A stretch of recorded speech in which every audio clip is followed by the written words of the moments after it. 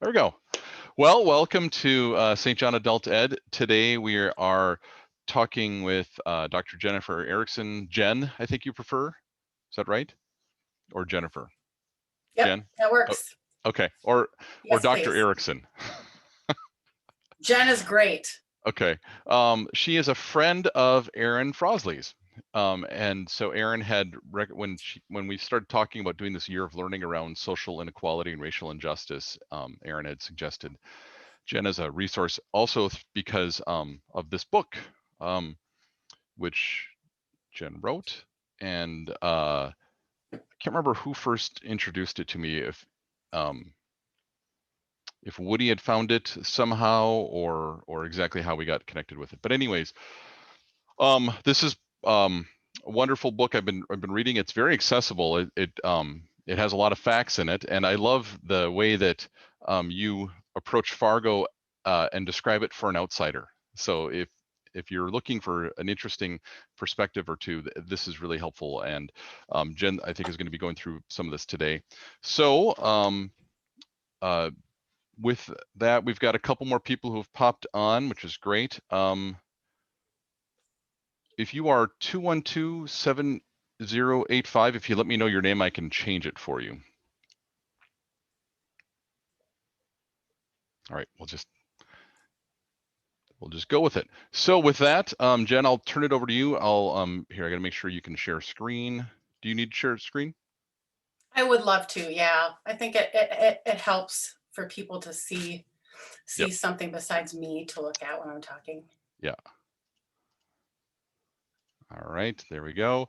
And then I'm gonna spotlight you and go for it. All right, can everyone, I'm gonna share now. Can you all see this PowerPoint? Yes, now it's up.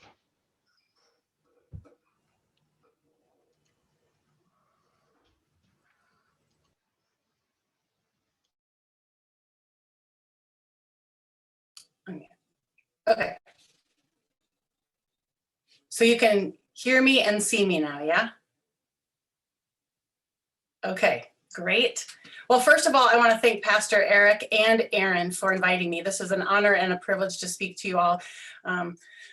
As you were all chatting before, writing a book it took me 10 years to write this book, and that anybody is paying attention to it is just really flattering. So thank you so much.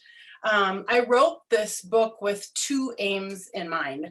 One was to challenge stereotypic and reductive stereotypes of as refugees as just mere victims or recipients of aid, and show that they're actually change agents in cities like Fargo. And the second reason was to challenge the stereotypic representations of Midwesterners. Broadly speaking, if y'all have traveled outside of the Midwest, sometimes there's this concept of the Midwest as a big homogenous flyover zone. And I wanted to show and give more visibility to people that are working on social justice and equity in places that are not necessarily considered to be diverse. And so those are two big reasons why I wrote the book. And then because I think a lot of people don't know as much about anthropology as maybe sociology or psychology, I just wanted to give a quick overview so people know what I do and why I wrote the book. Anthropology is the study of all humans in all times and all places. It's a pretty giant field of study. And there's four different ways that we kind of look at humans. One is biological anthropology, looking at evolution. Archaeology is the people that go out and look for fossils and other artifacts. They go on digs. There's linguistics, looking at language diversity around the world. And there's cultural anthropology, which is what I do. And cultural anthropology examines everyday life. So we hang out with people and we look for patterns as to what makes a culture. So we look at people's practices, we look at groups, not just individuals, we look at structures that are political, economic, religious, social, and how we relate to the natural world and the environment. And we want to try to understand what makes us human. So what do we have in common across cultures and what makes us unique or different? And I think that Pastor Eric sort of alluded to this when he was saying that I write about Fargo for outsiders. I try to describe it. So the goal for cultural anthropology oftentimes is to make the strange. So in this case, for some people, refugees might appear to be strange, and try to make them familiar and explain their choices and their everyday practices in ways that can make sense to us, that might seem different, but also to make the familiar strange. And try to look at our own cultures from a different perspective and understand that, we're weird people to other people. So, and I say we because I'm like, I think many of you, I'm from Minnesota. I'm from Laverne, Minnesota, the same as Aaron. That's how we met. And so we also, in cultural anthropology, want to look at power. Who has power? How do they get it? Why do they have it? And why do some people maybe not have enough power to shape culture as much? So the background to the project, a lot of people ask me, why Fargo? How did you come to Fargo? And the background, very quickly, I'm not going to spend a lot of time on this though, is that I went to Luther College, and after Luther, I wanted to leave the country. I wanted to go experience another culture, and I ended up in Bosnia, where I worked for a local women's organization. So this is me in my early 20s here. I know I look the exact same today. And I worked with Roma or Gypsies, and this would actually be one of the reasons that brought me to Fargo. And then when I came back from Bosnia, I worked as a case manager for Lutheran Social Services in Sioux Falls. And I did that for about 1.5 years, and then I realized that I really wanted to go to graduate school. So I went back to Sioux Falls in graduate school thinking I could write my dissertation about refugees in Sioux Falls, and that did not really pan out. The organizations that I worked with there, that I had partnered with, that I thought strong relationships with, were not really all that interested in having a researcher come in. I think they actually said, are you going to write something bad about us? And I said, well, I don't know. I'm a researcher. I'm going to write what I know. It's not going to be an advertisement about you all. So my former boss in Sioux Falls actually recommended that I go to Fargo, where I gave a talk about Bosnian Roma to the Lutheran Social Services of North Dakota Building Bridges Conference. And this would lead me to do my dissertation work in Fargo. Everyone in Fargo was so supportive of this research, and I was just blown away and really pleased that they were like, yeah, you should come, we're interested to know what you find out. And that's a researcher's dream. Am I going too quickly? Is everybody following me? Is everything okay? All right. So I know you know where you live. I don't have to show you this map. But what I want to point out here is that I start the book and really want to drive home the fact that this is part of an ongoing history of settler colonialism in the United States. This region of North Dakota, Minnesota, and South Dakota has been home to nations and tribes of Native Americans for millennia. And so, still today, there are Dakota, Nakota, Lakota Sioux nations, as well as the Sisseton, Wahpeton, and Yanktonai tribes, the Assiniboine, the Chippewa or Ojibwe, Cree, Blackfeet, Crow, and the 3 affiliated tribes of the Mandan, Hidatsa, and Arikara. And I want to make sure that I'm acknowledging those because, for example, in Indiana, where I currently live, in Ohio, there are not a lot of living Native American populations that are still able to live in these states because they were pushed further west. And a lot of them live now in Oklahoma. I mean, they're still living and contributing to society, but they were forced off the land. And so in a lot of states, farther to the east, Native Americans are not part of people's everyday lives. I teach students who, have not really ever thought about Native Americans before in their life. And so I think it's important to talk about this, especially in terms of understanding diversity in this part of the country. And so this map that's in the book also includes Native land. And I think that a lot of times when we look at these maps, that's not necessarily the case.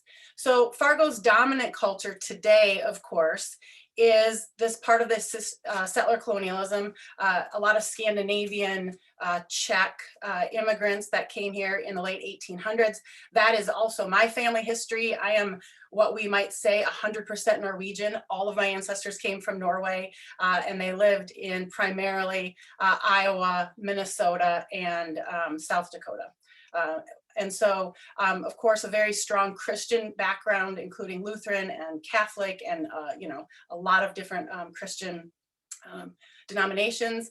And then we're known for this idea of niceness, right? Minnesota niceness, North Dakota niceness. And I think that is part of the culture. And a lot of people that I spoke with, well, not very many people talked about settler colonialism, but Christianity, niceness, janteloven. I'm curious, I know Pastor Eric said that he was familiar with the term janteloven. Is this something that a lot of other people are familiar with? This is from a Norwegian writer. He was a Norwegian and Danish writer, and he wrote this fictional tale. Janteloven in Norwegian means the laws of Jante, and Jante is a fictional small town in Denmark. And he basically writes this scathing critique of this desire to be super nice and super modest. And it's just a biting critique of the lack of individualism in Scandinavian countries. And so somebody in Fargo introduced me to this term, and I started talking to my family and friends about it. And my parents said, oh, we definitely were raised with janteloven, and this idea of enforced modesty. Don't rock the boat. Don't brag about yourself. You know, you're not special. And that's the kind of the main thing about janteloven, is this idea of like, nobody should rise above others and get a lot of notoriety. So I think janteloven is definitely not as influential in Fargo or the upper Midwest as it is in Scandinavian countries, because after all, the United States brazenly promotes individualism, which is completely at odds with the laws of Jante. But they're not inconsequential. As my parents and my extended family told me, that they were often told, don't brag about yourself, don't rock the boat, things like this. So newcomers to Fargo would certainly encounter diluted versions of this concept of janteloven.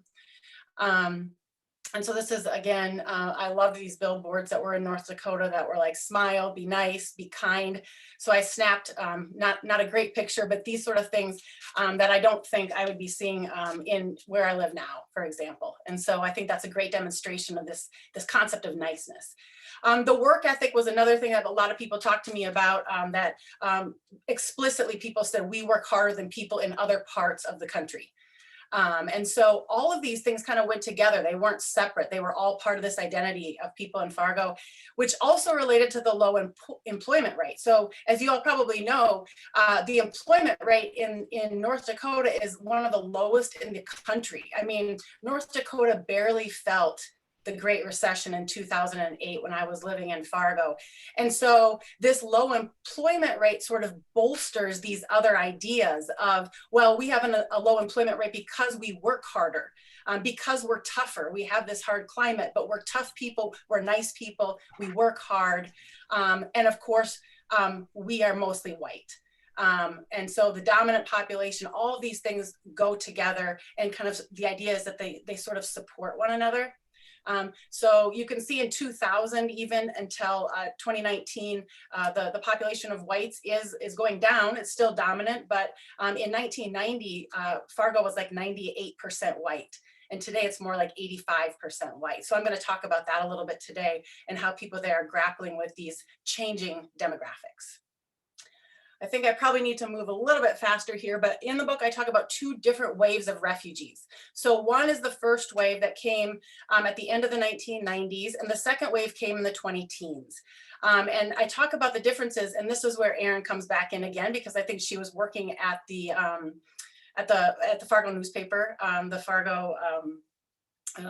Fargo Forum, and they did this amazing expose of refugee resettlement in Fargo, which really helped me with my research, because it really set up what the debate about refugee resettlement was about. As all these refugees were coming to Fargo, there was a lot of debates about how many refugees should come, who should be responsible for them, were they helping the city, were they not helping the city, were they helping the economy, were they not helping the economy, and so it's a really good journalism, frankly. So what the methods that I used were that I compared the histories of North Dakota with two other groups, Bosnia-Herzegovina and South Sudan, and the goal here was to highlight global connections. I think we can also, think about these places around the world and think, well, we have nothing in common. They have a whole different lifestyle, but actually you don't have to go back that far to see that there's a lot of global connections to be seen in histories, especially when it comes to colonialism and capitalism. So it's a qualitative research. I compared Lutheran Social Services with Cass County Social Services. I'm not going to go into great detail about that today. And I also compared two groups of new Americans, those from Bosnia-Herzegovina and South Sudan, because they have really similar, interesting similarities and interesting differences, which I'll talk about in a minute. And then I also talk about the role of schools, employers, police, other nonprofit organizations, and media. And mostly I just did a lot of hanging out, went to a ton of meetings, did a lot of interviews, did that for a year, and then started to process this book. So I talk about Lutheran Social Services and Cass County Social Services as siblings, with Cass County Social Services as like the older sibling. They both get money from the same sources, at least the Refugee Resettlement and Cass County both get it from the Department of Health and Human Services. But Cass County gets, they serve a lot more people. And they get a lot more money. And so I look at the differences between the staff of these two organizations. And I focus on the Refugee Resettlement Agency, not on Lutheran Social Services as a whole. As you know, they are or were a very large umbrella organization that had a lot of different programs. But essentially the refugee resettlement workers were largely refugees themselves. They spoke many different languages. They were men, they were women, they had different religious backgrounds, different educational backgrounds. It was a diverse staff, in other words. Whereas Cass County Social Services is overwhelmingly white women, Christian, speaks English. And there was a lot of animosity between these different sets of workers.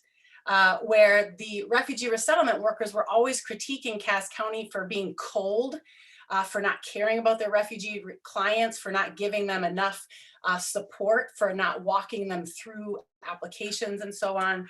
And Cass County thought that Lutheran Social Services staff were not that accountable. They didn't have the right training or the right accountability. And so I try to explain that it's like a sibling almost, where this Lutheran Social Services is like the younger sibling, like, oh, the older sibling gets everything. They get everything that they want. They get more money. They think they're so great and so responsible. And Cass County Social Services is looking at Lutheran Social Services like this bratty younger sibling who is spoiled. They don't have the same expectations. So if you have more questions about that, I can answer that later. Bosnians in Fargo. Like I said, I came to Fargo largely because the Bosnian population, let me get to this. There's about 1,200 Bosnians, some of the largest groups in Fargo, and about 2/3 of them were Roma. And Roma are a very small minority population in Bosnia. So the minority population in pre-war Bosnia becomes the majority population of Bosnians in Fargo. And I thought that was so interesting. And so what we see with these refugee populations is they have, first of all, diversity among themselves. They obviously are not all homogenous. There are big differences between Roma and non-Roma from Bosnia. Roma identify as Muslim, but most of the Bosnians in Fargo were not practicing Islam. They were like secular Muslims. They did not, they were one of the only refugee groups that I found that did not have any sort of like cultural organization. Roma were not interested in educating the dominant white population about them. They were like, nah, we don't need to educate you. And that would serve them poorly, frankly. They did not want to engage on the dominant population's terms. They were like, we want to live the way we want to live, which included some early marriages, dropping out of school at younger ages. They have scrap metal businesses in Fargo, which were seen as very suspicious. The police department in Fargo set up a specific unit to track Roma businesses because they were, they stand out. And I know when I was in Fargo, definitely there was some $300,000 of copper that was stolen from a construction site. And everybody was like, oh, it's the gypsies that did it. But it turned out to be, 3 white guys from small towns in North Dakota. And so what happens with racial profiling is that if there's not very many refugees, they're easier to track. And so that was going on. But there was a lot of social hierarchies within Bosnians that I talk about in the book that I'm not going to go into a lot of detail right now. But again, it made for an interesting comparison. Bosnians are from a formerly communist country. Again, in Fargo, a lot of them were Muslim, compared to Southern Sudanese, who are Black. They're Christian. They're also refugees. A lot of them were young men, so there was a gender imbalance. Some of you might be familiar with the Lost Boys. I think I won't talk about them right now, but if you have questions about that later, I'd be happy to answer them. And so most Southern Sudanese are Christian. So they're Black, they're Christian, they come from a really different background than Bosnians. Southern Sudanese have never really had a functioning modern government. So when they came to Fargo, their relationship with government was really different. When they first came, these young men here that I spoke with said, for us, the police here are like the elders. And I said, what do you mean? And they said, well, we don't have elders here. So when we're in trouble, like when we don't know what to do, we just call the police. So the police would have to have these education trainings with Sudanese saying, you don't call 911 every time you have a problem. Because that's not how it works, right? Now, they also have very strong cultural associations. At least when I was there was at least 5 Southern Sudanese congregations in Fargo-Moorhead. So they would pair with a church in Fargo-Moorhead, and then usually the white people would have their service in the morning, and then Southern Sudanese have it in the afternoon. And once a month, there's usually a unity service where everybody can come together. And I went to some of those, and I write about those in the book. There is still ongoing civil war in South Sudan, which is definitely influencing Southern Sudanese in Fargo. There's a lot of differences among Southern Sudanese. They're some of the hardest populations for an anthropologist like me to write about because there is so much diversity among Southern Sudanese. But the one thing, the couple of things that they have in common is that in North Sudan is mostly is Islamic state. So Southern Sudanese define themselves kind of against the Northern Sudanese Muslims.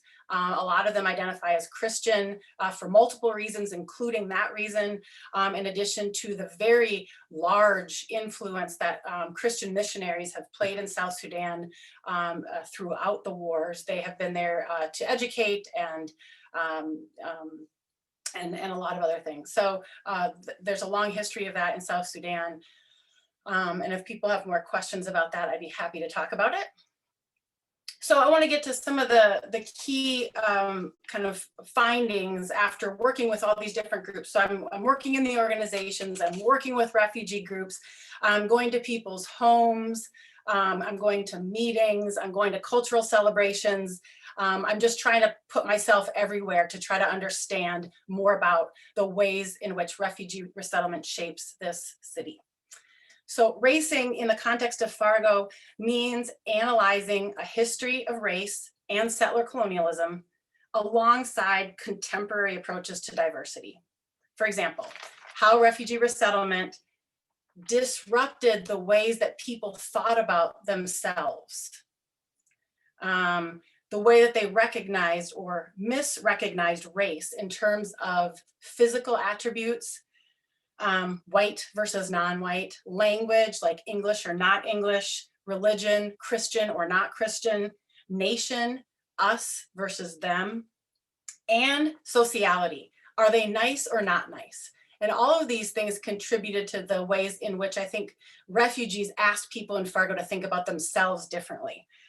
So Racing acknowledges this, this really toxic social construct of race that continues to be a primary and decisive way of coding difference and social worth, not only in Fargo, but throughout the United States. So regardless of origin or legal status or cultural practices, migrants and other minorities are often in places like Fargo that are dominantly white. They can be coded as not white, even if their skin color is white, because there are so few forms of racial diversity there.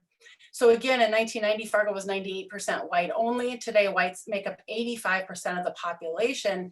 And this shift is due to the influx of refugees, but also the ongoing presence of Native Americans and immigrants from around the world. So what I want to point out here is that there's actually a lot of immigrants in Fargo too. They're coming from India and Asian countries to work in the technology sector and the oil boom, but they're not making the front pages of the paper.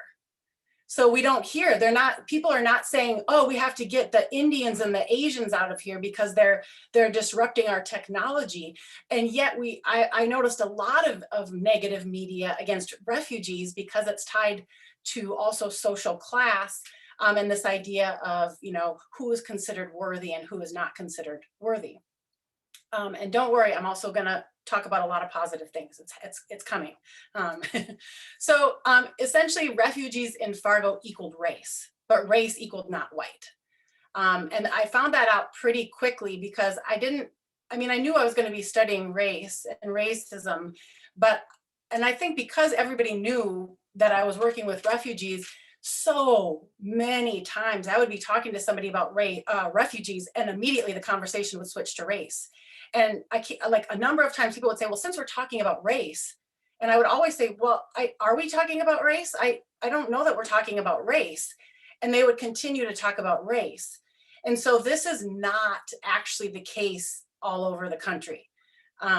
In larger cities where there's a lot more racial diversity, refugees are not code words for race. So that's why I titled the book Racing Fargo, because of the importance of race in a city that is so dominantly white. So I trace the both pro and anti-refugee attitudes from the early 1990s to the early 2000s, including the Valley to the World expose, if you will, that was just really good, solid journalism that showed all the different actors that were involved in the resettlement program, and the pros and the antis that were voiced in that debate. So that was really different than that second wave of refugees that came in the 2010s, where you could see the really sizable role of social media that was not there in 2000. So there was a change.org petition in 2015 that said that we want to end refugee resettlement to North Dakota. You had politicians and media pundits calling for the moratorium on refugee resettlement during this whole season. And this was fueled by the role of social media and the absence of facts. And so one of the biggest stories that I thought really shook me, and again, this is not only in Fargo, we're seeing this across the country. We see this with the role of President Trump on Twitter and so on, former President Trump. There was one of the pundits was basically arguing that refugees were bringing increased cases of tuberculosis to Fargo, because in other parts of the country, anti-immigrant and anti-refugee settlement has to do with, immigrants are taking our jobs. And I think we're probably all familiar with this argument that the immigrants are taking our jobs and that's why we should send them all home. And you can't say that in North Dakota, because North Dakota has a labor shortage. The economy is booming. There's a labor shortage. So we can't actually say with very much certainty that the refugees are taking jobs. I mean, people still say it, but it's harder to say in a place like North Dakota. So instead, people had to come up with things like tuberculosis, which there was like 9 cases in a decade in the whole state of North Dakota. So, these scare tactics were problematic. So what can we do about this? Well, first of all, where is my slide? I wanted to say that I've talked about some negative things here, but I want to say that what I noticed between the early 2000s and the 20 teens is that some of the people in the early 2000s that were arguing against refugee resettlement, people like Kathy Hogan at Cass County Social Services, the director, other people in the nonprofit sector, the schools, they were saying, we don't have the capacity to deal with all these refugees. We need a moratorium, we need a better plan. And those same people, fast forward 15 years later, have much better structures. They were the ones defending resettlement 15 years later. So people in Fargo learned. They had volunteer networks. There's a lot more nonprofit organizations than there were in 2000 that are set up to support refugees and immigrants. And so I think that the city of Fargo learned a lot about refugees, and also just how much refugees are contributing to the economy, which is huge.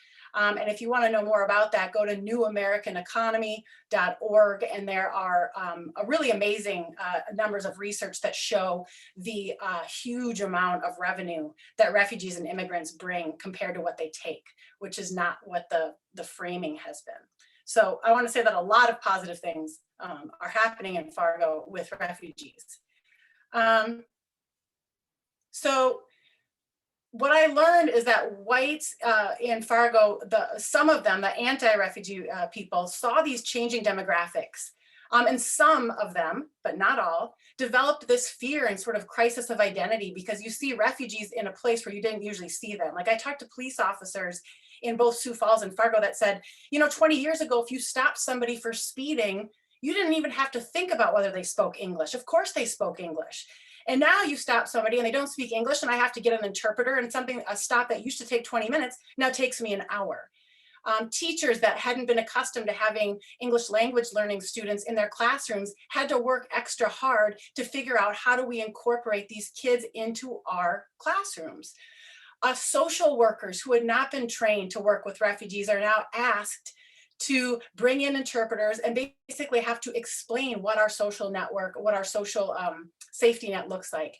And so I try to explain this from everybody's perspective, to say this was hard for a lot of people, but also look at the advantages that these growing pains produced. And I think that there's been a lot of really good things happening in Fargo. And of course, some did welcome and learn from refugees. I met people who were some very, very, very ardent defenders of resettlement, who went out of their way to challenge these institutions back in the 1980s. And you might know some of the individuals that I'm alluding to, but they really worked hard for decades to say, we are a welcoming place. We want to be welcoming.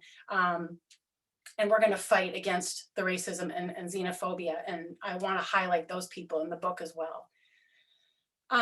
So I should wrap up soon here. I'm almost done, but I'm going to end with my favorite part of Fargo in terms of refugee resettlement in a minute. So by studying the debate about refugee resettlement, we can better understand how these different aspects of identity, our race and our gender and our socioeconomic class, the languages we speak, the nationality, they all intersect to produce worthy and unworthy citizens. And the people who are worthy get access to a lot more power than the people who are deemed unworthy. And they have a harder life. And so I want to make recommendations for how we can promote diversity and equity and inclusion in our cities, and to understand that refugees didn't bring diversity to Fargo. Fargo has always been diverse. When we talk about refugees bringing diversity to Fargo, what we're doing is we're highlighting only parts of the identity. We're only highlighting race, or only nationality, or only language. And we're not looking at a history of settler colonialism that brought Christianity to the area, that brought whiteness to the area, that brought capitalism to the area. So we have to be careful when we're talking about histories. Well, where are we starting when we're talking about history? And so Fargo also, even when it was predominantly white, there was diversity in terms of sexuality, in terms of political beliefs. There's a lot of diversity in Fargo that goes well beyond race, for example. And so look at us today. In Fargo, we've got 71 different languages represented and 60 different nations in the Fargo schools. That's so much more than in Indiana and Ohio where I live. I mean, I just think it's phenomenal. I would love for my child to go to a Fargo school where they have access to these people from all over the world. 70% of these learners are refugees. And that's why I want to point out, yes, there are a lot of immigrants in Fargo as well. But when you look at the role that refugees play, it's big. They're influencing schools, they're influencing, some churches, they're influencing businesses. That's a lot. And now there are more organizations promoting diversity, equity, inclusion than ever before in Fargo. And I think it's awesome. There are still competing numbers of populists and racists and xenophobes, but I'm seeing people challenge them. So this is not a foregone debate. This is ongoing. And I think that's why I think that Fargo can teach the rest of the country a lot. So what can we do? We can rethink diversity. One of the things I like, this is my favorite poster in Fargo. I love it so much. It's from Fargo Stuff, and it shows a photo of Moscow, London, Paris, and Fargo. And of course, it's supposed to be sort of satirical and cheeky, right? Like, how are we putting Fargo with Paris, right? But you know what? Fargo is a global city. It's not as big and cosmopolitan as maybe London and Paris. But what I want us to think about is that all of us, like right now, if you were to all look at the tag on your clothes that you're wearing, you would see that everybody on this call almost certainly is wearing a piece of clothing that was made in another country. We are connected to people around the globe in ways that we think about and that we don't think about. So you might think, well, I know somebody who went to Paris, 2 years ago, and we think about that as somebody who's traveling around the world. And refugees are coming from other parts of the world, but all of us participate in the global capitalist culture by buying things from all over the world. The media that we consume is coming from all parts of the world, the books that we read. There's so much about the rest of the world that's in Fargo that I think that we can highlight to say, yes, this poster is not funny, it's true, it's a global city, not in the same way as London maybe, but it's still global.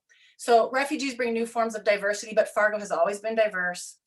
And I think that citizenship is not just a legal category from an anthropological perspective.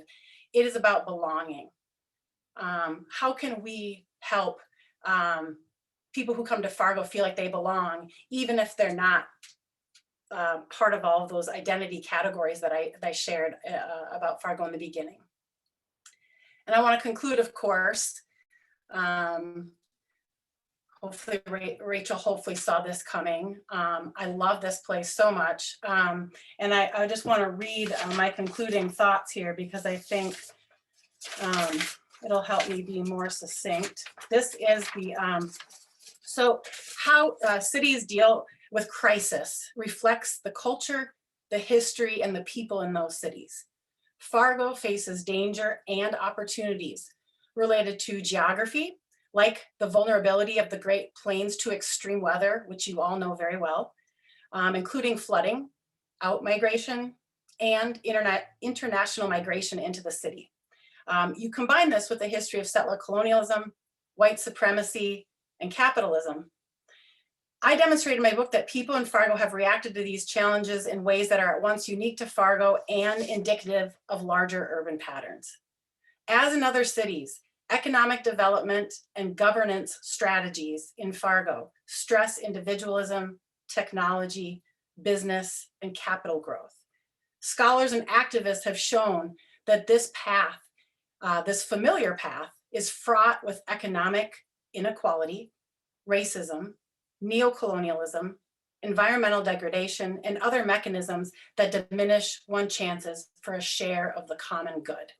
People in Fargo have been creating new and different paths that are less well-known and less familiar, but are nevertheless possible. For example, the World Garden Commons, this project here, is a participatory design project to transform one of Fargo's 20 water basins, stormwater detention basins, into a neighborhood amenity. The ecologically minded design process included New Americans, Native Americans, and people of all ages and walks of life. This urban design process stresses a greater common good, one that is less known, but more equitable and inclusive. And I think that if people had used this participatory citizenship project for, say, the Block 9 project that's developing in downtown Fargo, we would probably see a different end product. And so the more input that we can get from the more diverse citizens, the more equitable the city can become. And so I think I should end there, and I'm happy to have a discussion. Please critique me, tell me where I went wrong. I welcome that, and would love to chat with you all. Wow, thank you. So if you stop screen sharing and we can go to gallery view, Yes, I think I'm that will help us. So for those of you at home, if you're able to go to gallery view, then you can see everybody. So like I said, I muted pretty much everybody. So if you have a question, feel free to unmute and just ask your question.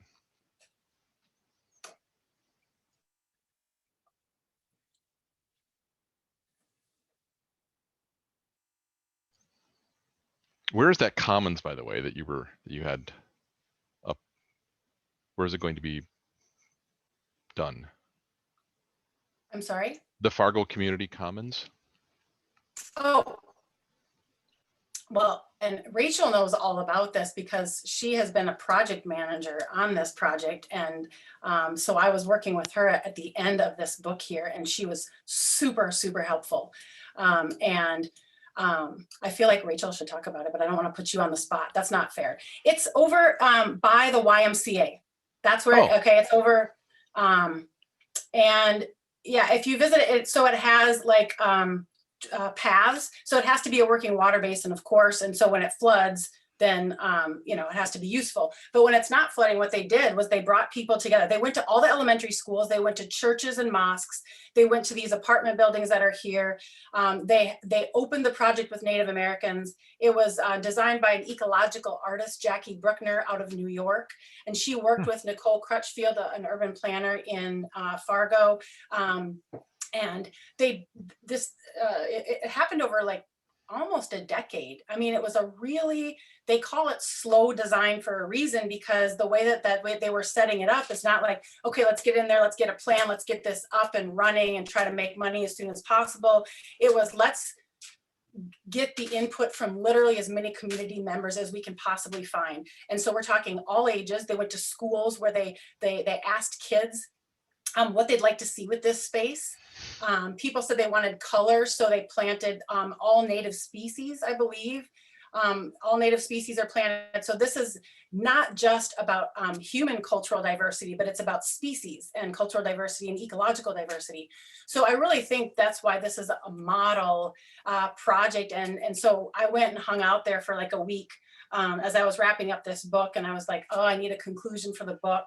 And then I heard about this project, and I just went and hung out there, like, and took tons of pictures. And I'm just really impressed by the project. And I can't help but wonder what all cities would be like if we took into account ecological diversity in addition to cultural diversity. I think we would see more spaces like this that are at once useful, but are cognizant of what the land and the earth needs, as well as people of different ages and religious backgrounds. And I think one of the stories that Nicole Crutchfield told me when I interviewed her about this project, and again, she's an urban planner, she said that she was talking to a Bhutanese family.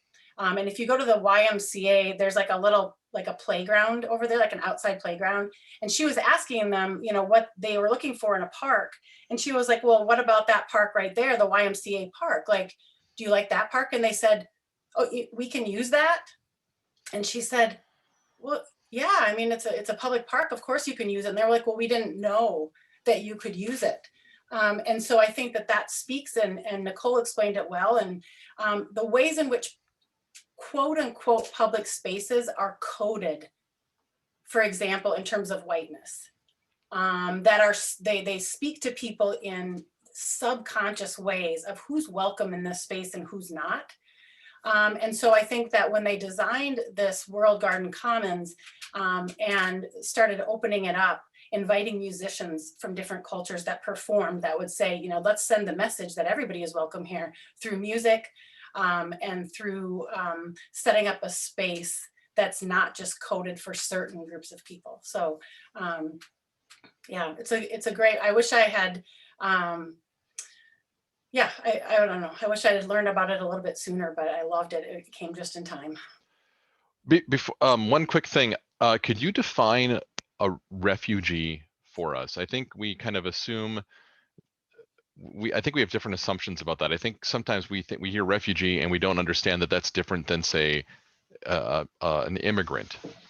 Yeah, thank you for the question, because I had a slide that described that, and I was like, well, maybe everybody knows that, so I cut it out. There's a very specific definition for a refugee that was designed in the 1950s during the massive World War II. Before World War II, people that were fleeing their country were considered to be in exile. And so refugee is a very specific legal term where an individual or a group of people have to prove that they have a fear of being persecuted or have actually been persecuted for reasons of race, religion, nationality, membership of a particular social group or political opinion, and is outside their nationality.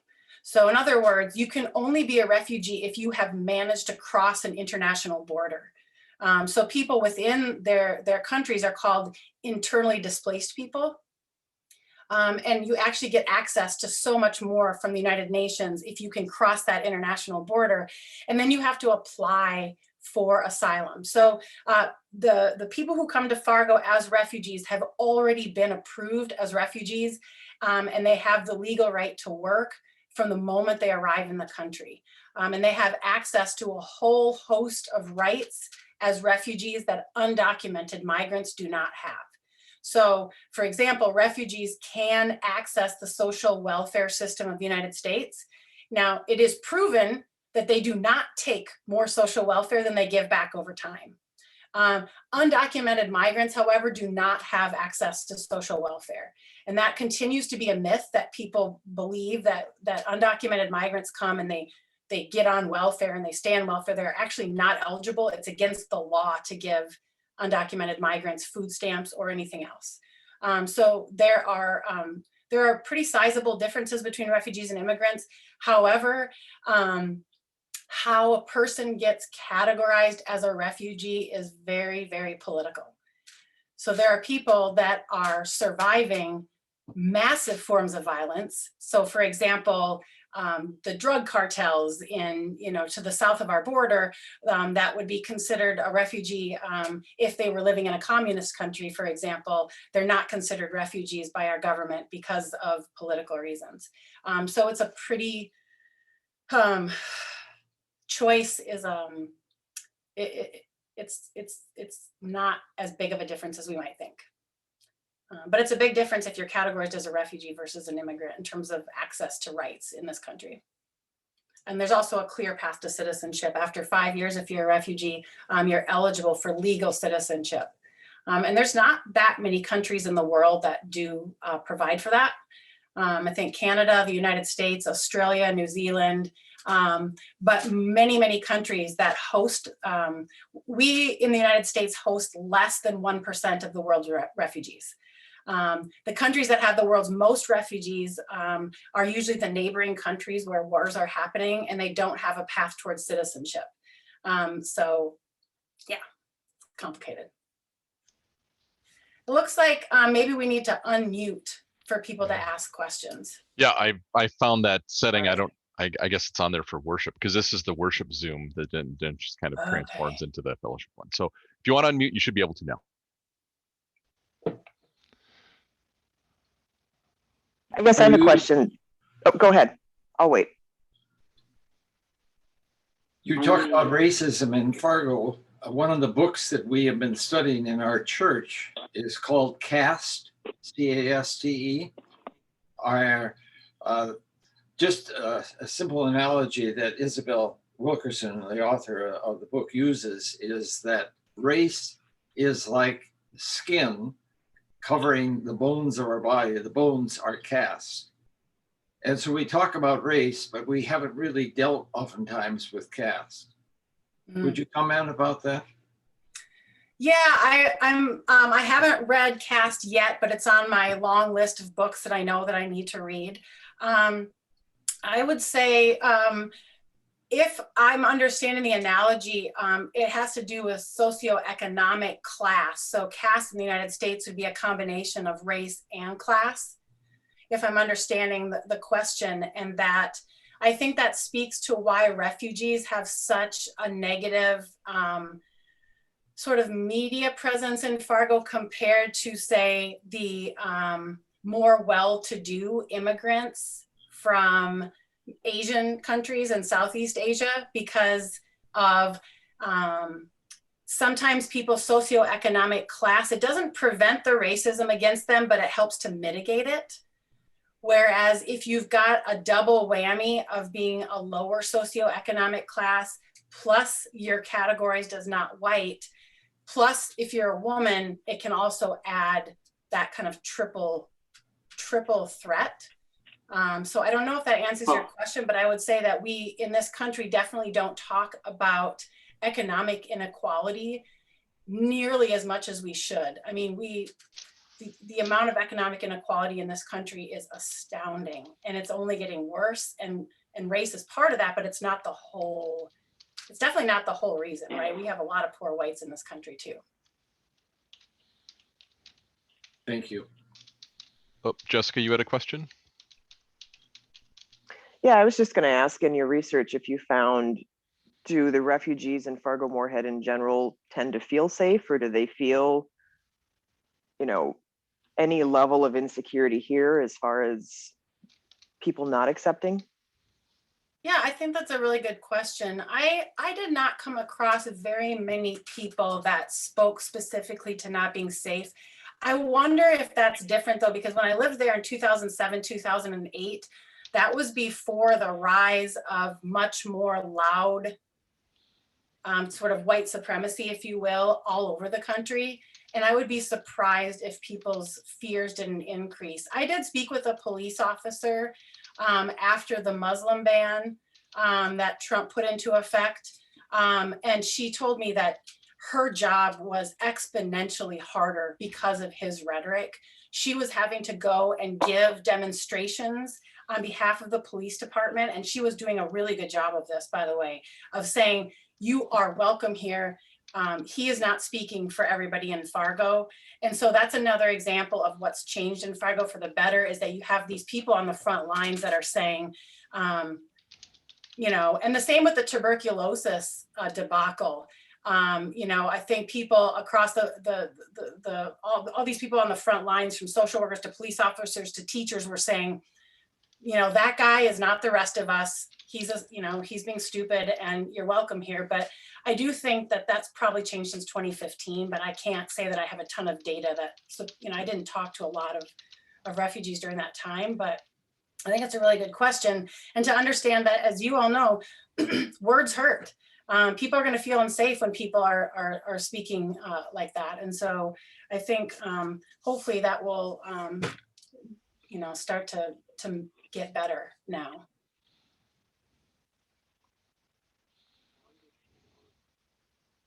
Well, I guess I brought it up because my office is about 2 blocks away from that park. And when you mentioned, bringing in ethnic music groups and things like that, I thought, I've never seen that happen. I mean, granted, I'm there mostly during the day, but it also made me think, you drive down 42nd Street and it's so exposed. Yeah. So, how comfortable do they feel having that kind of a gathering in such an exposed park? Yeah, and versus a lot of the others, you can kind of tuck away in a shelter and do something without feeling like the whole world driving by is witnessing, and who would stop?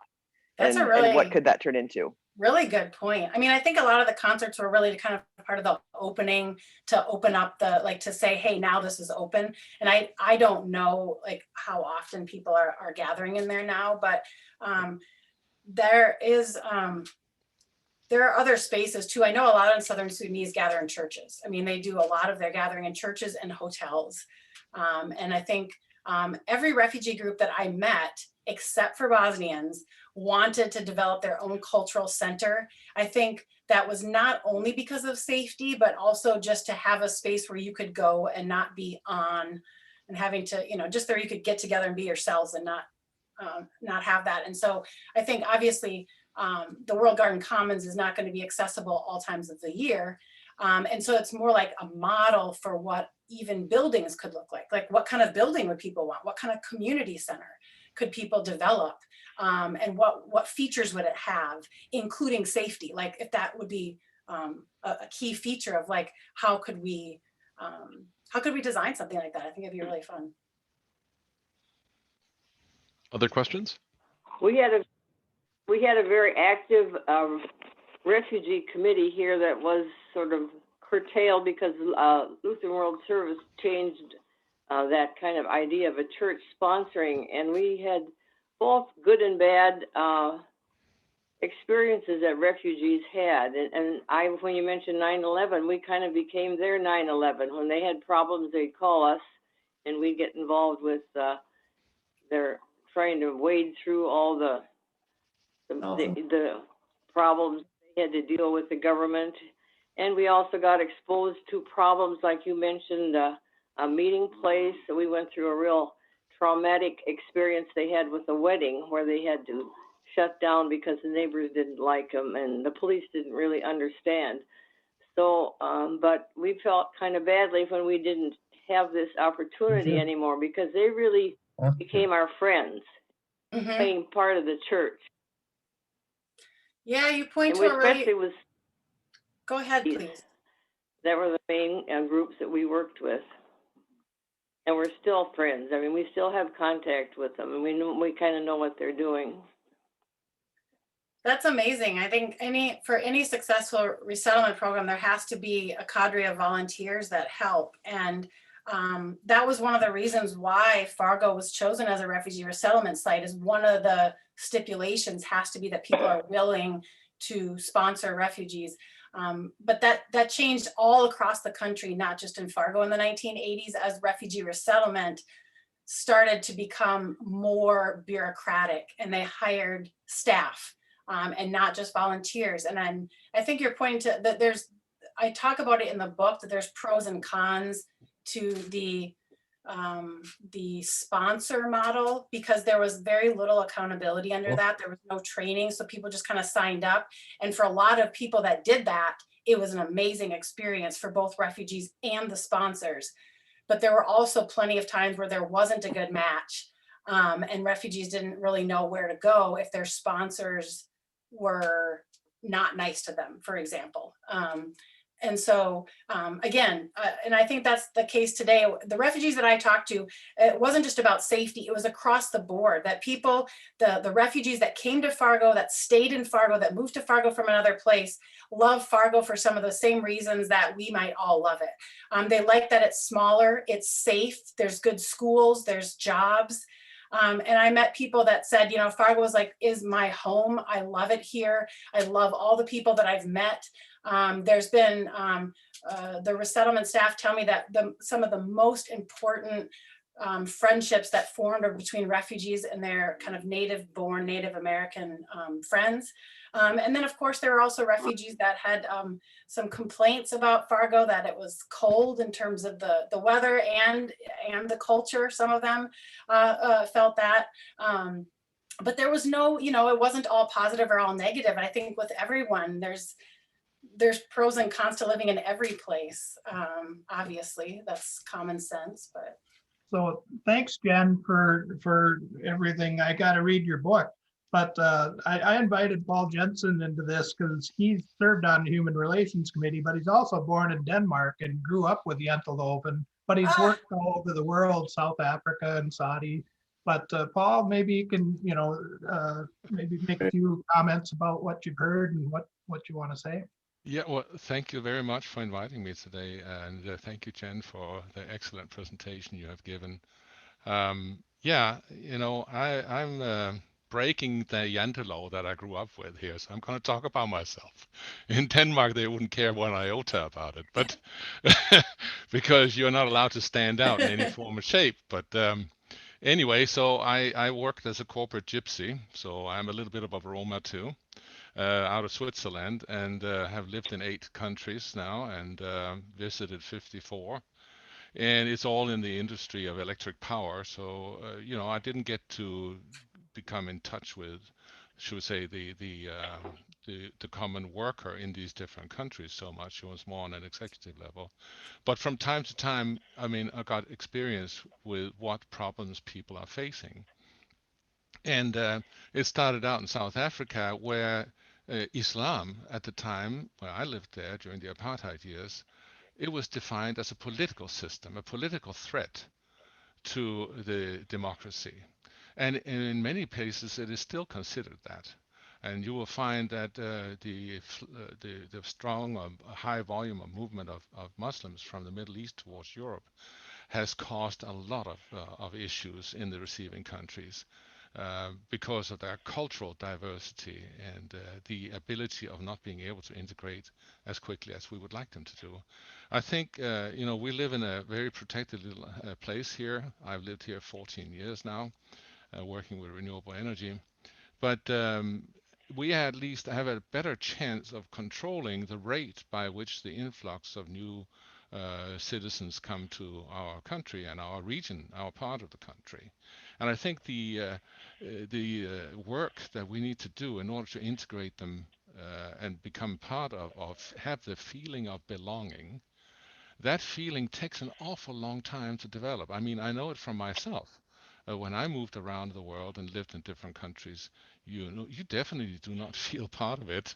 And in America, I moved here because my wife is American, and the kids had to go to school somewhere. So we moved over here, and I have to say it was a good decision, because the general attitude is far more open than I would have found, say, in Denmark or Norway. Well, maybe Sweden is an exception, but I can tell you that it would have been a hard time to go to Denmark and live there after having been out of the country for so long. So the ability to integrate at a controlled rate is important when it comes to immigrants.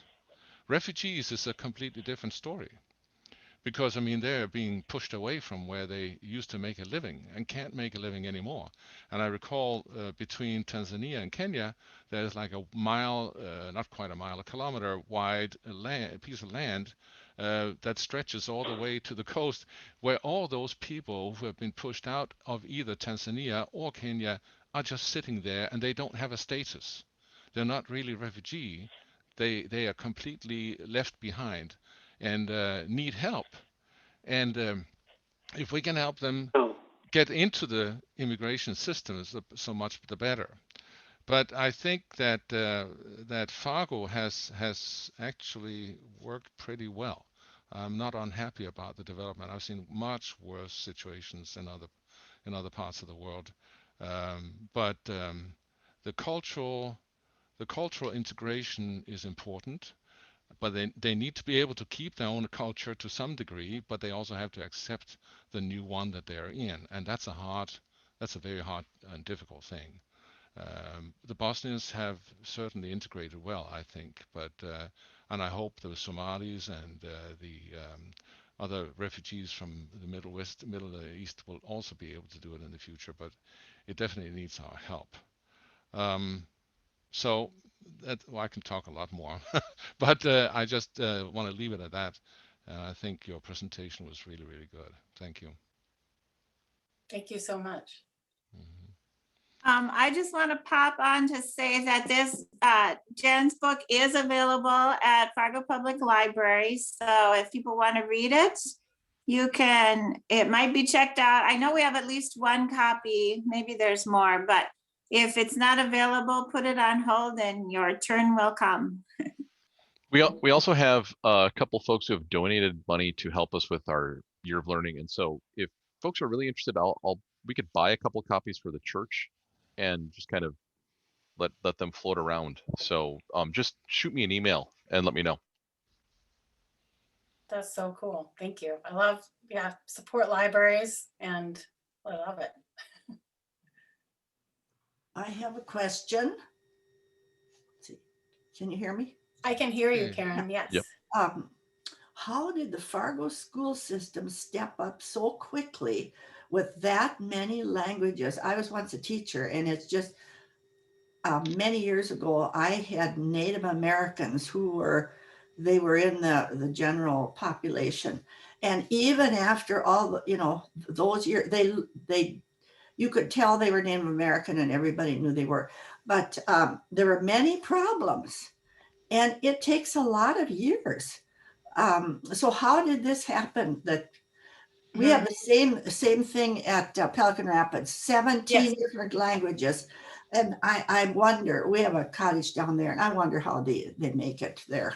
I spent a little time in Pelican Rapids too, because I knew a lot of Bosnians that went to work in the factory over there when they first came. So there's a lot of refugees living in Pelican Rapids. But I heard in the 1980s when refugees were coming primarily from Cambodia and some Hmong, really put a strain on the schools. And the schools were basically saying, this is the church's responsibility. We want nothing to do with these refugee kids. You churches are going to bring them, you educate them. And so it was really a couple of very, very strong, ardent supporters of refugees that were holding school board meetings and trying to convince the schools that this was going to be beneficial for the city. And it took quite a bit of time. And then in the 90s, it wasn't like the 80s when there were smaller numbers and the teachers were they were up in arms.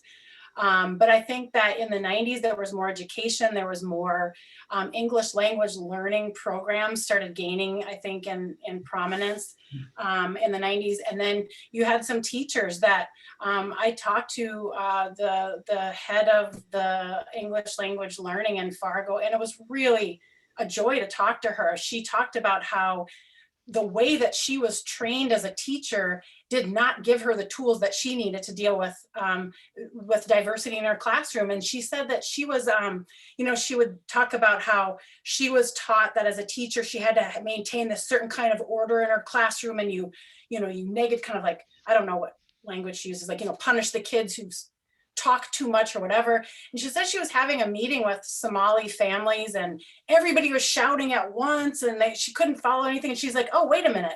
This is like how they communicate. This is not them challenging my authority in the classroom that I need to like stomp it out.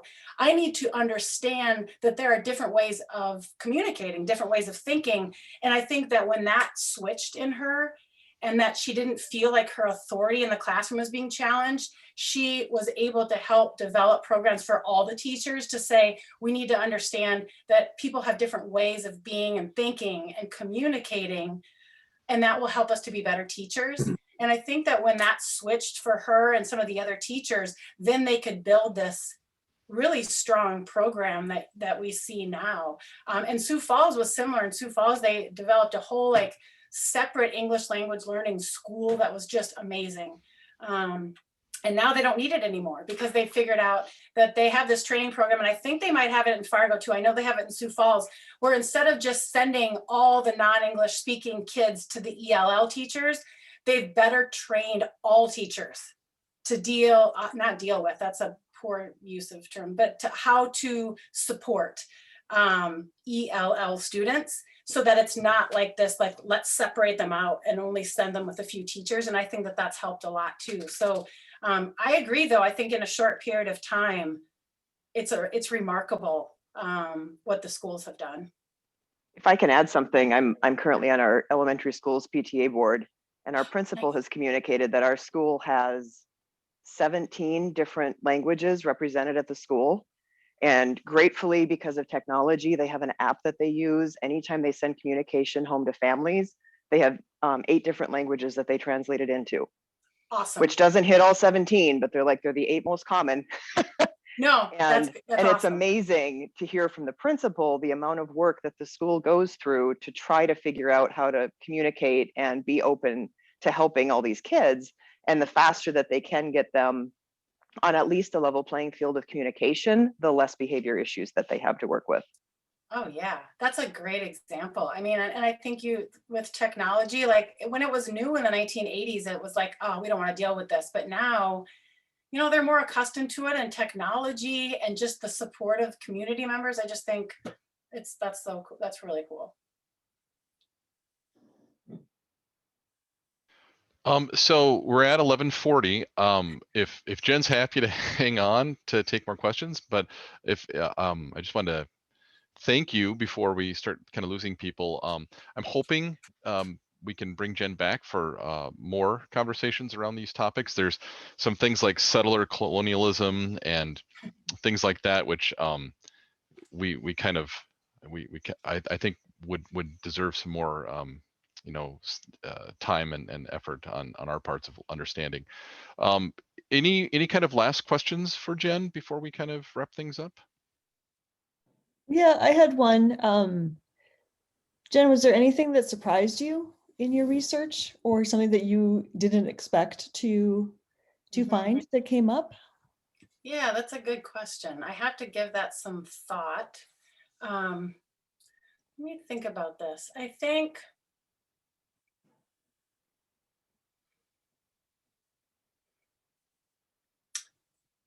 I still am sort of grappling with this idea of how the reputation of Southern Sudanese was really strong. Like teachers and social workers largely would just talk about how nice and much easier they were to work with than the Bosnian Roma. Because Roma, and I'm really generalizing here, but generally speaking, Roma don't care. These particular Roma, not all Roma, just the ones I worked with, didn't really care so much about what other people thought of them, which I think for someone like me, raised in Minnesota as a good Lutheran American, like the idea of not caring what other people thought of thinking of you is like, wait, what? Is that possible? Like, how is that even possible? Like, like what other people think of you matters. That's all that matters, right? And so they would just not care. They would complain. But Southern Sudanese could be very polite and very grateful, and they were better at performing refugee-ness because a lot of them, they come from a country that's even worse off than Bosnia, and they were constantly needing to try to get support for their family and friends and communities back in South Sudan, or as I think Paul mentioned, Kakuma refugee camp in Kenya. And that goes a long way in Fargo. Like, you want money to help poor orphans in South Sudan? Yes, sign us up. And it can be a very generous community. And so I think I also heard some pretty horrific tales of racism. Like I know a woman who adopted some Southern Sudanese refugees to be her children, and her neighbor, who was like, they were really good friends, the kids always played together, you can imagine, like the neighbor refused to let her daughter go over to her house once they adopted Southern Sudanese, because they were worried that the boys would like do something to her daughter. And so this woman was like, I didn't know that my neighbor had it in her. But at the same time, there really was amazing stories of just genuine niceness. And that didn't surprise me, to speak to your question, Melissa. The niceness didn't surprise me, but what surprised me is just how important niceness was on an everyday level. And that goes to speak about like the weather. Like, can you even think of one day in Fargo where people don't talk about the weather? I mean, that's all we want to talk about. Because what else? Like, and it's amazing. And what I found is like, I even just get goosebumps thinking about it, because it doesn't matter where you're from in the world, you're all experiencing the weather. And so when people would say like, oh, you don't like the weather, that's such a boring thing to write about. I'm like, move to Fargo and tell me that weather is boring. Weather is not boring. Weather brings people together. And I think of these images of like, in the early 90s, where like you have a Somali woman in an amazing colorful dress, wearing flip-flops, waiting for a bus in just, you know, huge snow. Or another surprising story is like, I met Southern Sudanese that would come in like the plane. They talk about when they first saw Fargo. Joseph McCare said, I thought that I had arrived in a post-apocalyptic, after an atom bomb, because they'd never seen snow. And they arrived in the middle of winter, and he thought that a bomb had gone off. And other people had never seen this whiteness. And I know women that thought it was milk, because milk is really important to the economy of South Sudan with cattle and so on. And so then fast forward, and I'm at this New Year's celebration at a hotel with Southern Sudanese, and there's, you know, 400 or 500 Southern Sudanese, and they're saying, hey, everybody, we're going to wrap things up, so you should go like start your cars automatically and get them warmed up, because, you know, we're going to be leaving. And I think that's a lot of change, of climate change, that all of a sudden you've got these automatic car starters. I never had one of those. They have automatic car starters. They just go, you know, get them started before they left. And I thought, this is really interesting and really cool. And if I just want to pitch in here, the difference between other refugees and Roma is that even in Europe, Roma is considered like vermin, and they don't have a cultural place to come from. They're all over the Central European area, whereas most of our refugees have come from Africa, Middle East, where they come from a country where they used to belong to, and had some cultural roots there. But the Roma doesn't have that luxury. And so it's a lot more difficult for them, and to be integrated, or wanting to be integrated, because they're already despised where they come from. Yeah, I'm generalizing, okay, but yeah, I think it depended for me, because the Roma that I worked with in Bosnia very much felt that they were Bosnian. The Bosnians didn't see them as Bosnian, but the Roma felt like they were Bosnians. That's right. So yeah. Okay. I would like to add about the Bosnians in the school system, that having been employed with the schools and having and I wasn't in a classroom, so those of you with a classroom, please bear with me, but we found that the Romas did not value education as other cultures did. Yep. And how and they really didn't get a chance to value education. I came to learn that most of the women didn't even have a 6th grade education. And so that really affected how those kids did integrate into a classroom. Definitely. Yeah, I mean, and that was one of the reasons I came to Fargo again. Like, I met with some ELL teachers back in 2006, and they were like, we don't know what to do with the Roma. They don't want to go to school. They're getting married early. And I do write in the book, I say, you know, that this is going to have to change over time, because Roma, they are being racially profiled, but it's also you know, a lot of them were not following the laws of education for truancy and so on. And so the issue is that they have to want to be integrated, and a lot of them did not want to be integrated. And so I think that could change over time. I was surprised by a number of Roma weddings that I was invited to, where a Roma was marrying somebody local in North Dakota, which you know, that ruffled some of the older Roma's feathers quite a bit.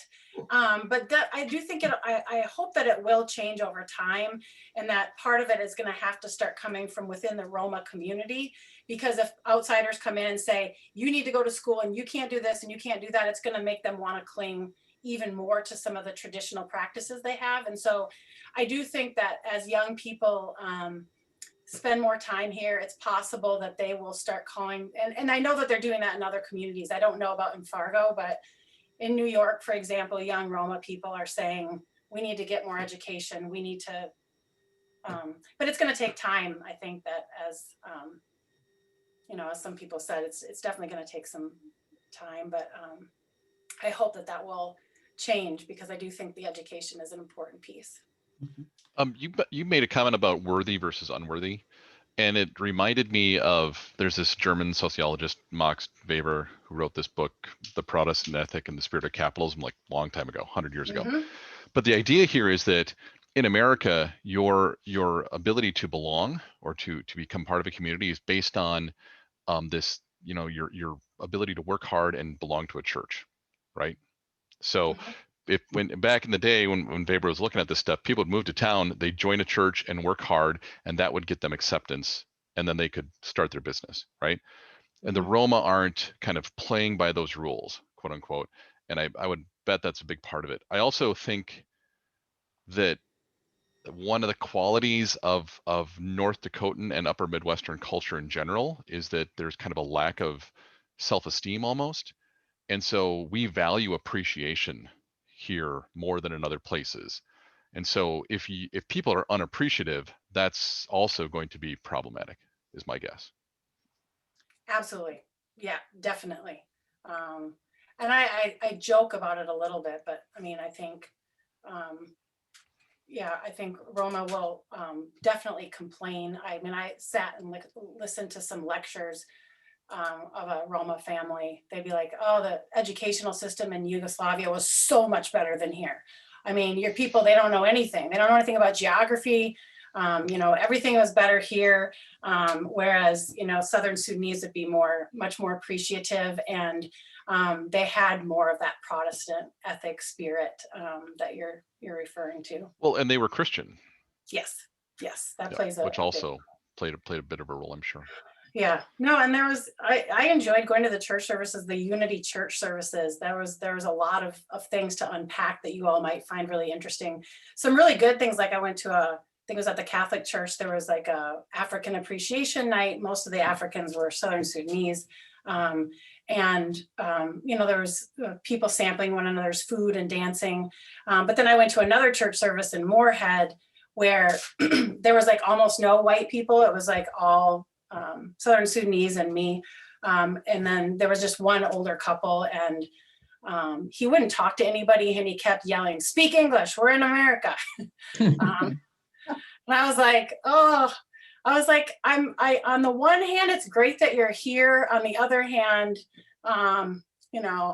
he just kept trying to talk to me, and then I would ignore my friend. And I was like, oh, buddy, it's okay. You're going to be okay. These are nice people. And I have a question. When I go out in the community, I see these Muslim women wearing burqas, and they're all covered. They speak fluent English, and of course they're labeling themselves right up front. You know who they are. And I'm wondering how long, if it's going to take. Do you think they will ever drop the burqa and go with if they would dress like you and I do on the street, people probably wouldn't harass them as much. They wouldn't be labeling themselves. And that is a question I have every time I see these women. And they wear layers of this stuff, because I have seen them walking around the laundromats, pulling up their skirts. You wouldn't believe what they wear when it's 85 degrees. Yeah, I mean, I think it's a good question, because again, that goes back to like making the strange familiar and the familiar strange. And there's a lot of different reasons why people wear hijabs or head coverings or the burqa. And I think, first and foremost, it has a lot to do with piety and spirituality. In ways that Christians have their different ways of expressing that. And in terms of harassment, of course, that's going to be the case. In a place like Fargo, they are harassed more. And there was a great story that I wrote about the woman that sort of attacked a couple of young Somali girls in a parking lot, and it went viral around the United States. And she was saying, we're going to kill every one of you. And then they were calling her fat and whatever. And now they're friends, long story short, now they're friends because they just had to get together and kind of hear each other's perspective. And I've talked to people who wear, head coverings and burqas before. And I think it's not only about spirituality, but it's also about gender. And so they would say, here, people walk around in almost no clothing, and they're getting harassed because they're hardly wearing any clothing. So why are you doing that? And you're, criticizing me for covering up. And so I think, and if I went to, I don't know, Saudi Arabia and I wasn't covered, I'd certainly be harassed. for not covering. And so in terms of integration, whether they're going to change or not, I don't know if they will, because I think a lot of it is cultural and it's spiritual and it's comfortable. And there's just, they don't necessarily see why they would want to change that part of themselves, but we'll see with time. Somewhere I read that the reason they cover themselves so thoroughly, and this goes back thousands of years, it sheltered them from the blowing sand, for example, Saudi Arabia. Yes. That's how it started, and it turned into religion. And in Afghanistan, it definitely had to do with climate, but it also has to do with another way of thinking of it was like it gave women freedom to leave the house, because there was a real divide between public and private. And if women wanted to go outside, it was this way that you could be outside and do things. Like it was like portable seclusion. It's like, if I cover, I can go to the market and not be harassed. And if I don't cover, I have to stay home and not go anywhere. So it was freedom in terms of, so I think you're right. It has to do with climate, but it also has to do with culture. There's places that are not Muslim and people still cover, like Christians cover, or, in different parts of the world. So yeah. I get a kick out of it's different clothes. Like they use different colors, they use different styles, use different clothes. And when I grew up, milk toast was our big deal on Saturday. And I tell you, when I ate my first taco, I thought my tongue was going to fall off. And I really appreciate all the wonderful food that we were missing when we became a more global community. And I miss the same thing when I see these different outfits, and it's fun. It's like a tour of the world. I think another thing that I loved is that, all the businesses that are developing. And if you go, the Immigrant Development Center, I don't know if that's still open. I know that they're kind of struggling, but they have a couple of different shops. Primarily, I think there's like hair design and clothing and some things that you can buy. But if you go to some of like the international foods, or the Immigrant Development Center, I think it speaks to the really stark difference between kind of spaces that are coded as white or not white. So for example, if you go into a little shop in downtown Fargo, whatever, so the Scandinavian store, I always have to stop by and visit the Scandinavian store. Or, some of these little boutiques that are kind of sparsely populated and they smell a certain way. And I like the smells of them, frankly, but there's a lot of developing stores downtown Fargo. But if you go to the Immigrant Development Center, it's just, everything is packed in there. It smells different. There's different music, there's different colors. And you can see that if stores downtown wanted to welcome in more diverse clientele, they might think about what they could sell that would bring people in that's not kind of coded as a certain kind of shopper, if you will. So I think that what you're saying might kind of, for me, speaks to that of like all these different kinds of stores and really good restaurants. I miss the Fargo restaurants that I used to go to, like really good ones. Well, we're at 11:58, so I want to respect Jen's time. I really appreciate you hanging out for more time. I told her, well, present for about 30-40 minutes. We'll have 20 minutes or so of questions. We'll wrap it up around 11:30. So I really appreciate everyone's energy. That's why I'm hoping we'll be able to have Jen come back in a week or two.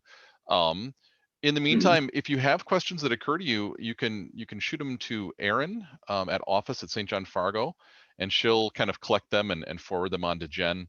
Or you can include me in that as well, but really appreciate the dialogue, the conversation, and in terms of cultural appropriation, I'm just waiting for lutefisk to go worldwide. Right? Just yeah. I hate lutefisk, so I'll just be honest. I like fresh cod. So anyways, thanks again, Jen, and thank you everyone for joining us for this hour and a half. Really appreciate your interest, and we'll hopefully see you in a couple weeks. So next Sunday. Thank you so much for having me. Yep, next Sunday we have fellowship during this time, and then we'll have another adult forum in a couple weeks. So, all right, thank you. Thank you very much. Thank you all so much for participating and asking great questions and making great comments. And thank you, Jen. Thank you, Jen. Awesome stuff, Jen. Good to see you. so good to see you too. I gotta get you in another one or